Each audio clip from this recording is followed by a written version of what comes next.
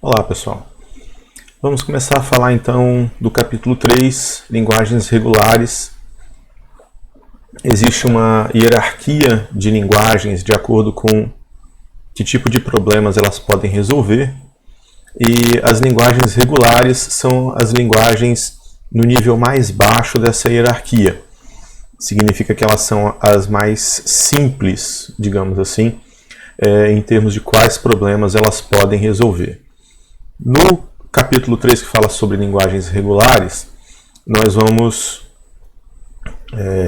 começar definindo o que é um sistema de estados finitos, como os sistemas de estados finitos podem ser combinados, eles podem ser compostos para formar sistemas mais complexos, e aí vamos falar sobre as formas de definir esses sistemas de estados finitos. Nós falamos anteriormente que existe a forma axiomática, a forma algébrica e a forma denotacional. E nós vamos ver exemplos dessas três formas de definir linguagens regulares aqui.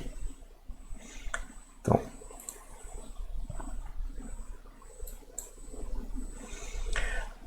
por definição, uma linguagem regular é aquela que pode ser reconhecida por um autômato finito determinístico. Essa definição ela é importante e nós vamos ver definições similares mais adiante para as linguagens livres de contexto e para as linguagens recursivamente enumeráveis. Mas é importante lembrar disso. Por uma questão de definição, uma linguagem ela é regular se ela pode ser reconhecida por um autômato finito determinístico. Mas a definição de autômato finito determinístico ainda vai vir um pouco mais adiante. Então nós temos três formas equivalentes de definir linguagens: autômatos finitos, expressões regulares e gramáticas regulares.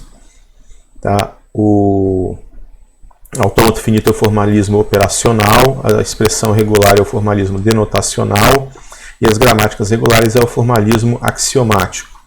Esses são só nomes, vocês não precisam ficar muito preocupados com esses nomes. O importante é tentar entender o que diferencia um do outro. O autômato finito ele se comporta como se ele estivesse representando uma máquina e ele é formado por estados e cada estado representa uma situação em que essa máquina se encontra. E é possível você dizer, dado um determinado evento, que ele vai sair de um estado A para um estado B, por exemplo. Nós vamos falar com mais detalhes adiante. Numa expressão regular, a gente escreve uma expressão de modo semelhante ao que a gente faz com uma expressão algébrica, por exemplo. E aí, ao avaliar aquela expressão, nós vamos dizer qual é o conjunto de palavras que essa expressão gera, ou em outras palavras, dito de outra forma, qual é a linguagem que aquela expressão regular gera.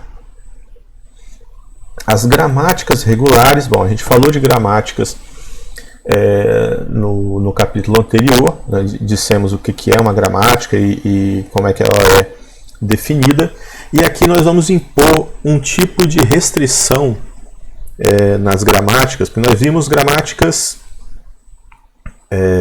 irrestritas, que podem gerar qualquer linguagem.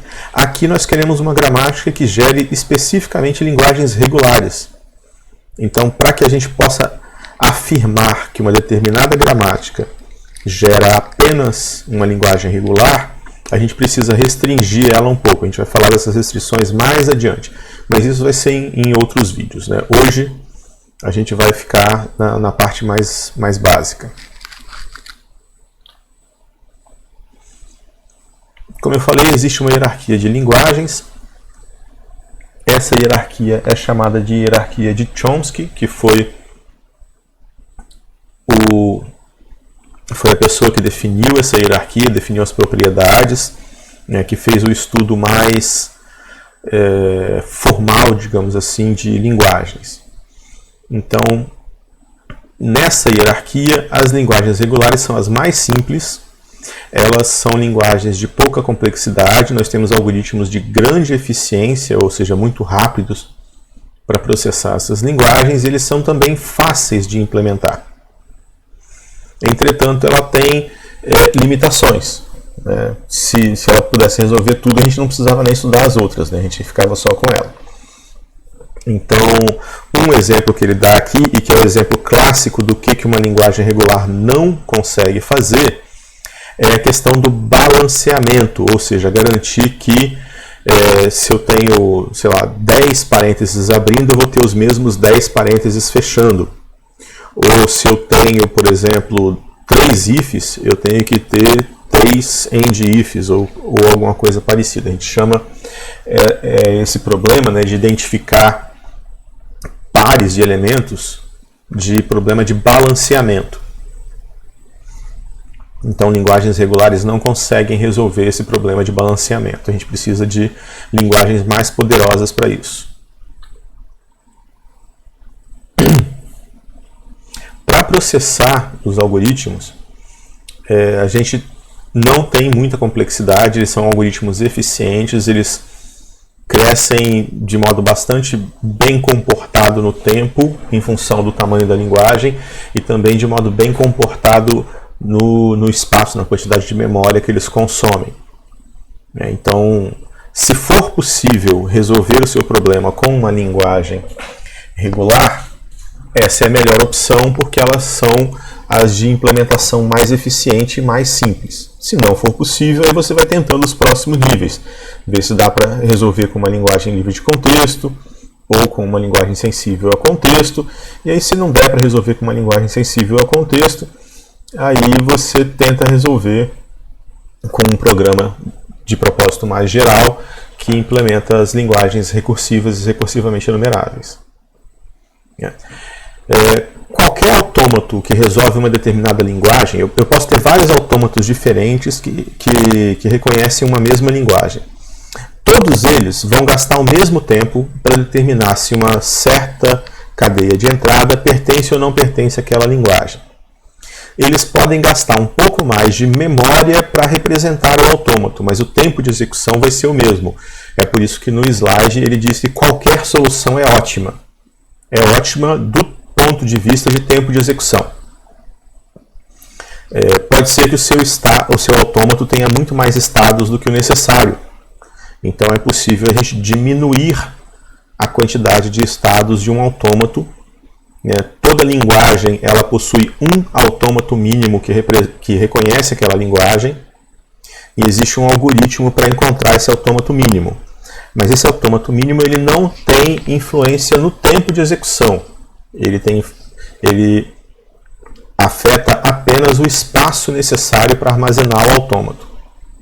Se o seu autômato tiver 20, 30, 50, 100 estados, pode ser que não compense você tentar encontrar o autômato mínimo equivalente a ele, porque o trabalho vai reduzir a quantidade de memória usada muito pouco. Mas se ele tiver 5.000, 100.000, 200.000 estados, aí pode ser que faça diferença na quantidade de memória usada para armazenar o autômato.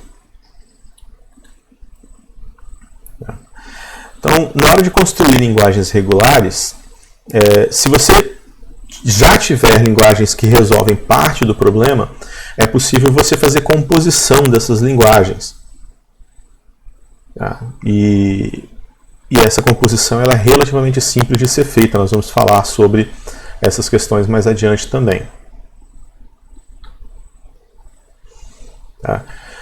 Aplicações de linguagens regulares. Tem diversas aplicações, por exemplo, para validar a entrada de dados. Você quer garantir que seja uma data válida, ou um endereço de e-mail válido, ou um valor expresso em unidade monetária válido, ou você quer fazer a análise léxica de uma linguagem antes de fazer a análise sintática. O que é análise léxica? É verificar cada pequeno componente da linguagem, se ele se encaixa em alguma categoria pré-definida. Por exemplo, se ele é um identificador para nomes de variáveis e nomes de funções, se ele é uma string, se ele é um número inteiro, se ele é um número em ponto flutuante, se ele é um booleano, se ele é um operador do tipo mais, menos, vezes e assim por diante. Então, normalmente, o fluxo de processamento de uma linguagem de programação qualquer, ele começa com o que a gente chama de análise léxica. Então você quebra a sua cadeia de entrada, você recebe uma cadeia de entrada que é composta por caracteres. E aí você faz uma análise léxica para agrupar esses caracteres em pequenos elementos que são rotulados. Isso é um inteiro, isso é um identificador, isso é um ponto flutuante, um número em ponto flutuante, isso é uma string, isso é um valor booleano, esse outro aqui ele é uma palavra reservada, tipo for, ou if, ou while, ou coisas desse tipo. Nós vamos fazer exercícios em que a gente vai fazer esse processo de análise léxica bem mais adiante, quando a gente for falar de linguagens livres de contexto. E algumas outras aplicações, a gente pode usar autômatos para definir animação, a gente pode usar autômatos para definir navegação em hipertexto e hipermídia, hipertexto como HTML, né? Hipermídia, basicamente hipertexto hoje são a mesma coisa, então existem aplicações em diversas áreas diferentes.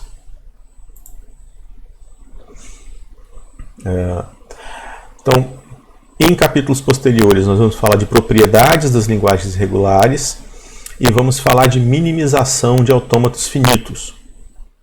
E vamos ver alguns exemplos de aplicações também.